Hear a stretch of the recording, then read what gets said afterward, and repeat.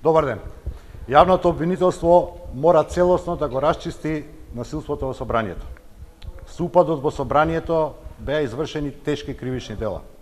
Се случи терористичко загрозување на уставниот поредок и на безбедноста, беше направен обид за убиство на пратеници, беа нападнати новинари и вработени во собранието. Мора да има брзо и ефикасно решавање на сторените тешки кривични дела. Тоа се очекувањата на целата македонска, меѓутоа и меѓународна јавност.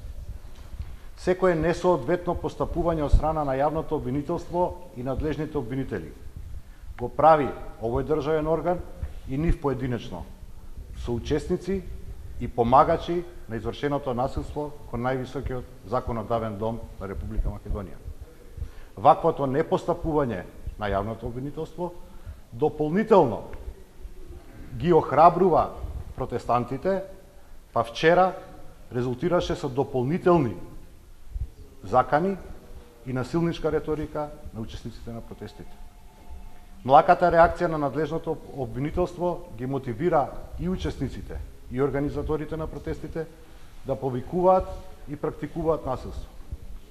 Пример за ова се заканите по живот упатени кон високи функционери на Социјалдемократскиот сојуз на Македонија, кои што се случија за време на вчерашниот протест.